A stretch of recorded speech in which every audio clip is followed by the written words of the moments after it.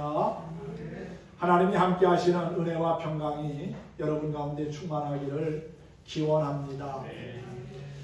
우리의 인생은 한 번 사는 것이기 때문에 정말 잘 살아야 합니다. 어떻게 하면 한 번뿐인 인생을 잘 살 수 있을까요?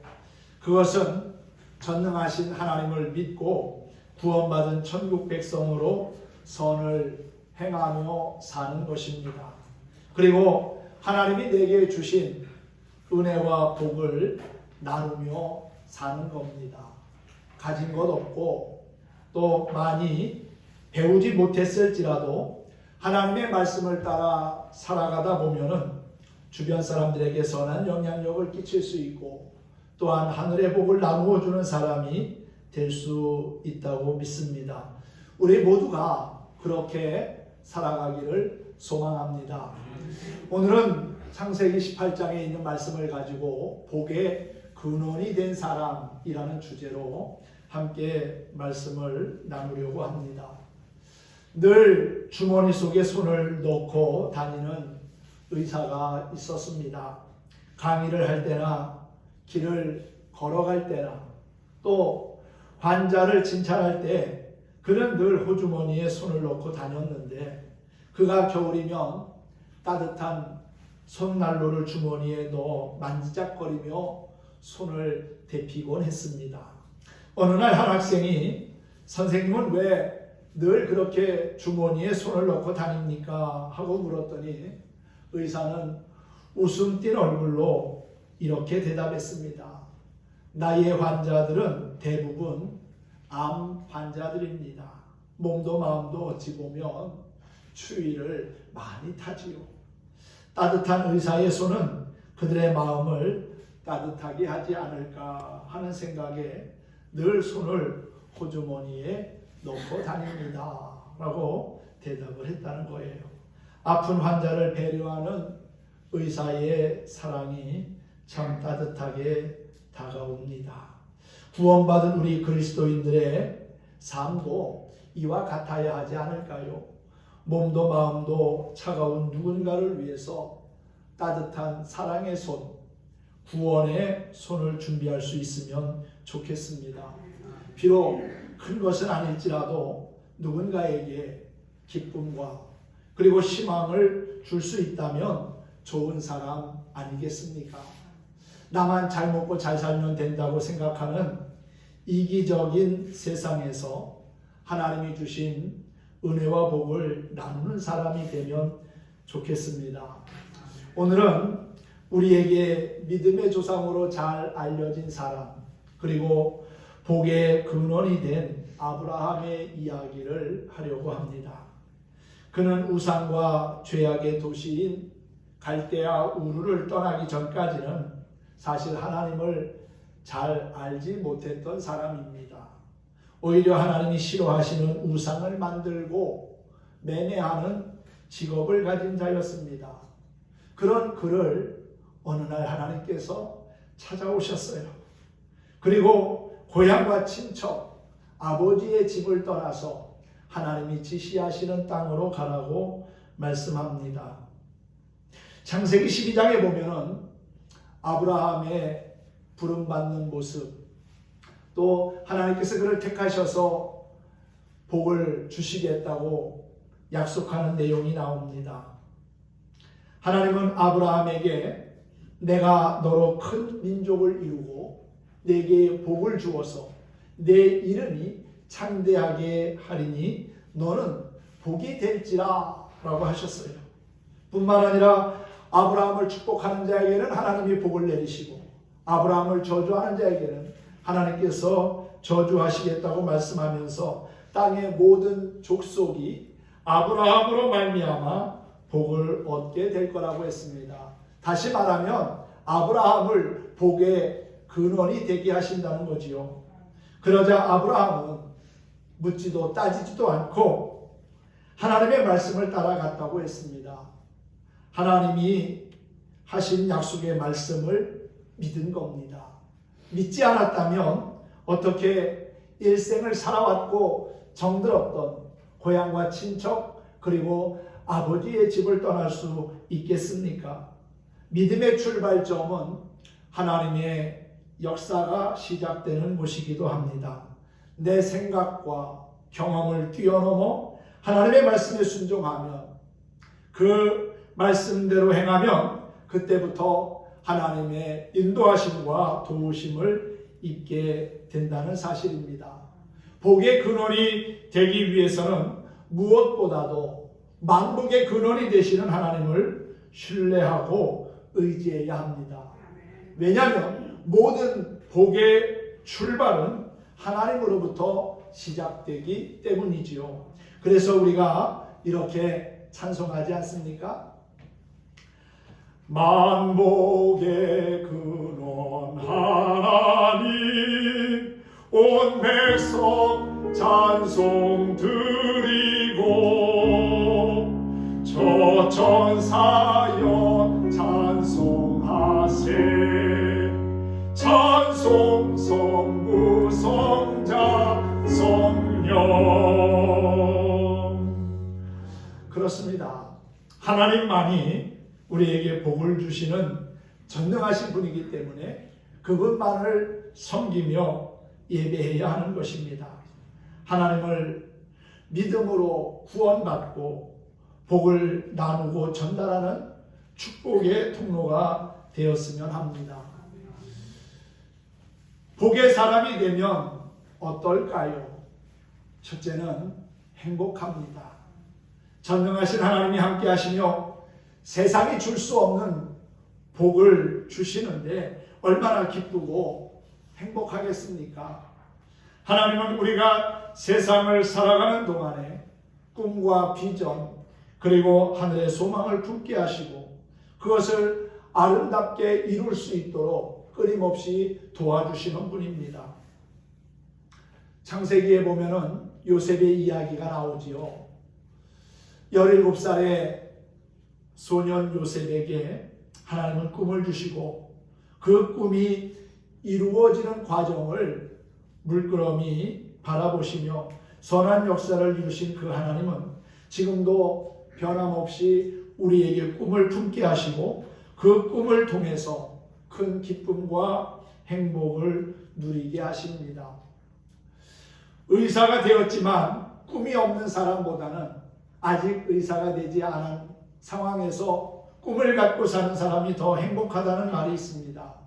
사람이 이루고자 하는 꿈이 있어야 그 꿈을 향하여 전진할 수 있고 노력할 수 있기에 행복한 겁니다. 꿈은 우리로 하여금 소망을 갖게 하고 또한 목표를 향하여 달려가게 하지요. 오늘보다는 더 나은 내일을 꿈꾸는 사람에게 내일은 분명히 밝은 미소를 갖고 찾아올 거라고 믿습니다. 아브라함은 하나님이 주신 꿈을 마음에 품고 약속을 믿었기에 낯선 땅을 향하여서 나아갈 수 있었고 또한 복의 사람으로 일생을 하나님과 동행하며 살 수 있었다고 보여집니다. 또한 복의 사람이 되면 삶의 태도가 달라집니다. 아브라함의 삶의 태도는 하나님과의 만남을 통해서 달라졌습니다. 이전까지는 자신의 의지와 마음대로 살았다면 이제는 하나님의 약속을 받은 자답게 하나님이 인도하시는 삶을 살려고 힘썼습니다. 하나님 중심의 삶을 살게 된 것입니다. 말과 행동 역시 하나님을 의식하며 사는 삶이 되었습니다. 자신이 하나님 앞에 서 있다고 생각하는 사람은 경고망동하지 않습니다. 자신이 하나님 앞에 서 있다고 생각하는 사람이 어떻게 죄 가운데 거하며 그릇된 길로 행할 수가 있습니까? 오히려 자신을 돌아보며 죄에서 떠나 거룩한 삶을 살려고 노력하며 애쓰지 않겠습니까? 호람 데오라는 말이 있습니다. 이 말은 하나님 앞에서라는 뜻을 가진 단어입니다. 우리가 비록 하나님이 눈에 보이지 않고 그분의 음성이 들리지는 않지만 늘 언제 어디서나 하나님 앞에 서 있다는 생각을 가지고 신앙생활하면 흐트러짐이 없는 거룩한 하나님의 자녀로서의 삶을 지켜가게 될 거라는 사실이지요. 그런데 우리는 이 코람데오의 신앙을 자꾸만 잊어먹습니다. 하나님이 눈에 안 보이니까 하나님도 우리를 보지 못하시겠지 하는 착각 속에 살아간다는 것이지요. 언제 어디서나 하나님이 나를 지켜보고 계시고 또한 그분 앞에 내가 살아가고 있다는 코람데오의 신앙을 가지면 우리의 삶의 태도가 분명히 달라질 거라고 봅니다. 몸과 마음이 늘 하나님을 향하여 있고 또한 거룩함을 지키기 위한 노력이 우리에게 있어야 될 거라고 믿습니다. 독일의 작곡가이며 음악가인 요한 세바스찬 바흐라는 사람이 있는데 그는 연주를 할 때마다 청중 가운데 최고의 음악가가 앉아서 듣고 있다는 자세로 연주에 임하였다고 합니다. 최고의 음악가에게 평가를 받고 있다고 생각하니까 최선을 다하지 않을 수 없고 그만큼 겸손하고 열정적인 자세로 연주할 수밖에 없다는 것이지요. 그런 삶의 태도로 바흐는 오늘날 음악의 아버지라고 하는 평가를 받게 되었고 또한 최고의 음악가로 존경을 받고 있습니다. 바흐의 이러한 자세는 모든 영역에서 일하는 사람들에게 좋은 모델이라고 할 수 있지요. 일할 때마다 그 분야의 최고의 전문가가 지켜보고 있다는 생각을 한다면 자신이 가진 모든 역량을 발휘해서 최선을 다할 거라고 여겨집니다. 그냥 대충 했다가는 망신과 함께 따끔한 질책을 받을 것이 분명하기 때문이지요. 그리스도인은 한 발 더 나아가서 현재 내가 하는 일을 하나님이 지켜보고 계신다는 생각으로 임해야 합니다.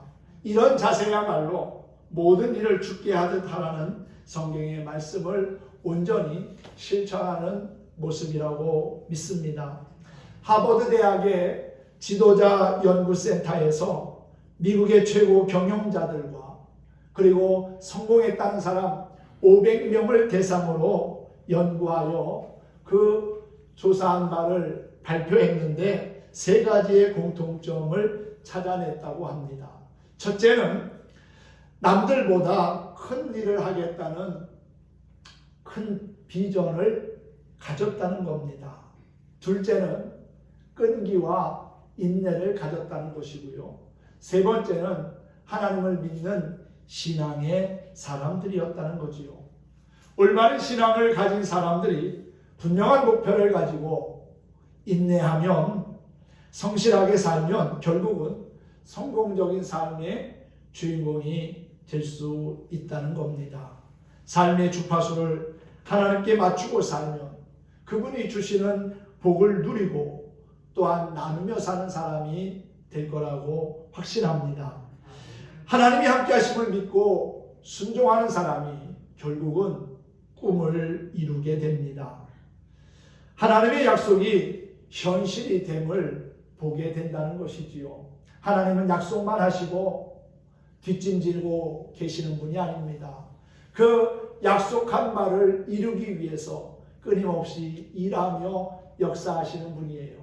사람의 약속은 쉽게 깨지고 또 지키지 못하는 경우들도 있지만 신실하신 하나님은 우리와 맺은 언약을 과거에도 지금도 또 앞으로 살아가야 할 우리의 미래에도 끊임없이 지켜나가실 거라는 사실입니다. 우리 믿음의 선진들과 약속한 말씀을 이루셨습니다.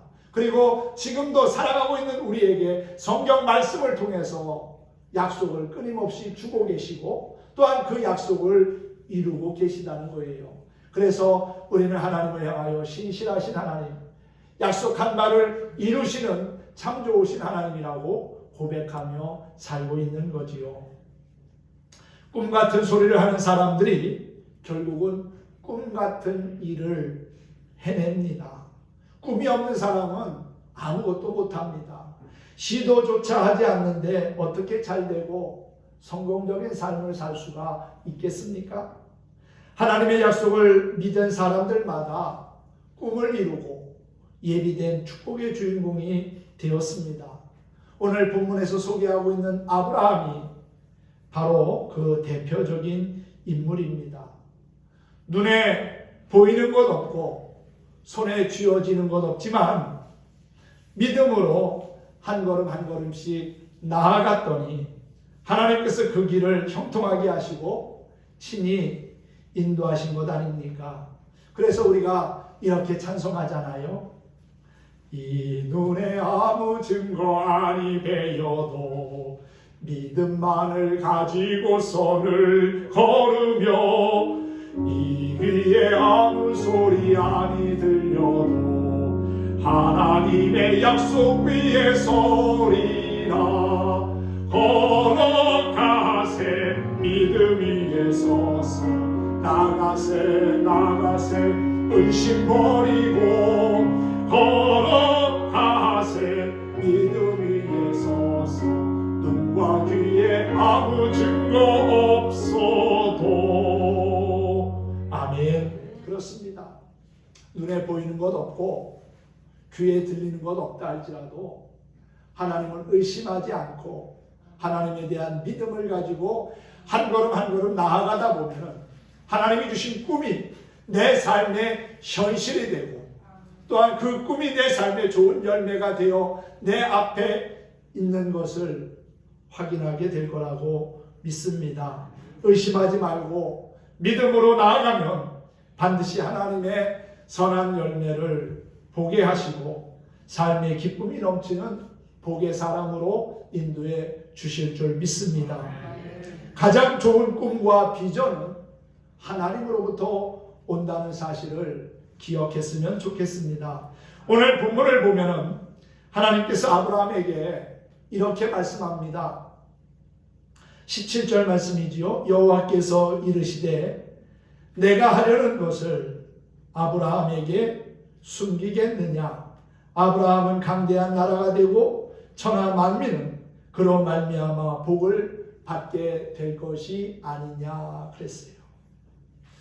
하나님이 하시려는 것을 아브라함에게 숨기겠느냐 하는 것은 숨기지 않겠다는 거지요. 그에게 하나님 자신을 모두 오픈하시겠다는 겁니다. 하나님이 가지신 패를 숨기지 아니하고 다 보여주시겠다는 거예요. 하나님의 뜻하신 계획을 알게 하시고 또한 함께 이루어 가시겠다는 겁니다. 이보다 더 큰 복이 어디 있을까요? 전능하신 하나님, 세상 우주 만물을 창조하신 하나님께서 아브라함에게 숨김없이 모든 것을 오픈하신다. 그에게 모든 것을 보이신다. 그와 함께 일하실 것이다 라고 하는 것은 큰 은혜고 복이라고 믿습니다. 뿐만 아니라 여기에서 우리는 하나님께서 아브라함에게 큰 꿈과 비전을 주신 것을 보게 됩니다. 창세기 17장 5절과 6절에서도 하나님께서 아브라함에게 나타나셔서 내가 너를 여러 민족의 아버지가 되게 하며 후손에게 복을 주고 번성하게 하리라는 약속의 말씀을 합니다. 창세기 12장에서도 아브라함에게 복을 주시겠다고 약속을 했고 또한 아브라함이 가는 곳마다 제단 쌓으며 하나님 중심의 삶을 살 때 그에게 복이 되게 하시겠다고 그에게 복을 주시겠다고 또 아브라함 너로 말미암아 여러 민족이 복을 받게 될 것이라는 약속의 말씀을 거듭하셨다는 사실이지요. 아브라함으로 하여금 강대한 나라가 되게 하고 또한 그 자손들 가운데 많은 위대한 인물들이 나올 것임을 암시하고 있습니다. 이 얼마나 놀라운 비전입니까? 그러나 이보다 더 귀한 것이 있다면 천하 만민이 아브라함으로 말미암아 복을 받게 될 거라는 말씀이에요. 하나님이 그를 복의 근원으로 삼으시고 또한 축복의 통로로 사용하시겠다는 겁니다. 하나님께서 아브라함을 창세전에 택하시고 부르실 때에는 이미 아브라함을 축복하시고 그를 통하여 영광 받으시고자 하는 계획을 가지고 계셨습니다. 오늘 19절 말씀에 보면 내가 그로 그 자식과 권속에게 명하여 여호와의 도를 지켜 의와 공도를 행하게 하려고 그를 택하였나니.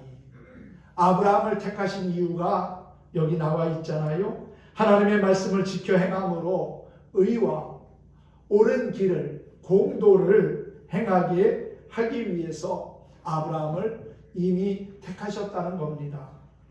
그리고 또한 그 모든 것을 이루실 거라고 말씀하고 있지요. 하나님은 약속을 이루시는 참 좋으신 분입니다. 그 약속을 아브라함은 붙잡고 자신의 삶을 통해서 하나님이 그 약속을 어떻게 이루시는지를 확인할 수 있었지요. 전지전능하신 하나님, 절대 주권을 가지신 하나님은 저와 여러분을 창세전에 택하시고 또한 찾아와 주셨습니다. 그리고 죄 가운데서 건지셔서 우리로 하여금 믿음으로 말미암아 하나님의 자녀가 되게 하셨지요. 저와 여러분을 아브라함처럼 축복하시고 또한 우리를 통하여 영광 받으실 계획을 가지고 부르셨다는 사실을 믿으시기 바랍니다. 갈라디아서 3장 29절을 보면은 너희가 그리스도의 것이면 곧 아브라함의 자손이요 약속대로 유업을 이을 자니라 그랬어요. 약속의 유업을 끊임없이 이어갈 사람으로 저와 여러분도 택하셨다는 사실이지요. 베드로는 갈릴리에 사는 평범한 어부로서 보잘것없는 사람이었지만은 예수님께서 찾아오셔서 나를 따르라, 내가 너를 사람 낚는 어부가 되게 하겠다고 말씀하실 때 지체 없이 배와 그물을 버려두고 주님을 쫓았습니다. 예수님은 베드로를 위대한 인물로 들어 쓰시고자 하시는 계획을 가지고 그를 부르신 거지요. 주는 그리스도시요 살아계신 하나님의 아들입니다 라고 하는 놀라운 신앙의 고백을 할 때 예수님이 그에게 하신 말씀이 있지요. 마태복음 16장 18절 이하에 보면은 너는 베드로라, 내가 이 반석 위에 내 교회를 세우리니 음부의 권세가 이기지 못하리라. 내가 천국 열쇠를 네게 주리니 네가 땅에서 무엇이든지 매면 하늘에서도 매일 것이요 땅에서 풀면 하늘에서도 풀릴 것이라고 말씀했습니다. 가진 것 없고 배우지 못한 베드로에게 천국의 열쇠를 주시며 복의 주인공이 되게 하신 하나님은 오늘을 살고 있는 우리에게도 동일한 은혜와 복을 주시는 분입니다. 우리는 신앙생활하면서 하나님의 이름 앞에 여러 수식어를 붙입니다. 전능하신 하나님, 거룩하신 하나님, 용서의 하나님, 사랑의 하나님, 선한 목자이신 하나님, 신실하신 하나님, 긍휼과 자비를 베푸시는 하나님 등등 여러 가지의 수식어를 붙이며 우리가 하나님의 이름을 부르지요. 그런데 이 모든 것을 한마디로 하면 참 좋으신 하나님입니다. 할렐루야. 우리가 믿는 하나님 정말 좋으신 하나님이십니다. 언제나 우리와 함께 하시며 사랑할 힘과 그리고 용기를 주시며 우리의 작은 신음에도 외면하지 아니하고 귀 기울이시며 응답하시는 분이라는 사실이에요. 한없는 복을 주시며 우리에게 지금도 끊이지 않는 은혜의 샘물을 마시게 하시는 하나님, 참 좋으신 그 하나님을 우리가 찬양하면서 오늘 말씀을 마치려고 합니다. 좋으신 하나님 다 아는 찬양이니까 우리 함께 부르면서 정말 내가 믿고 신뢰하는 하나님이 이렇게 좋으신 하나님이시구나. 그 하나님은 다른 사람이 하나님이 아니라 나와 함께 하시는 정말 참 좋으신 나의 하나님이구나 라고 하는 것을 다시금 깨닫고 확인하며 부를 수 있는 찬양이면 더 좋겠습니다. 함께 찬양하겠습니다. 하나님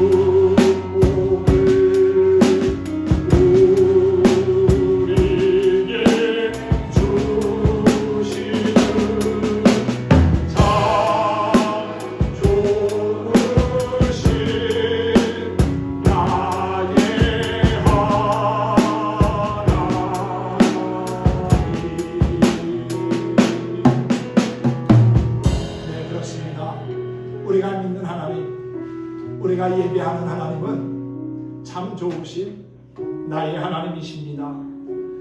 우리 하나님은 정말 좋으신 분입니다. 우리가 상상할 수 없는 은혜와 복을 주시며 영원한 생명을 약속하신 전능하신 분입니다. 믿음으로 구하는 자에게 응답하시며 언제나 좋은 것으로 풍성하게 베풀어 주시는 분이지요. 한없는 복을 베푸시는 그 주님만을 의지하면서 복을 나누고 베풀며 사는 하나님의 사람들이 다 될 수 있기를 예수님의 이름으로 축원합니다. 축복합니다.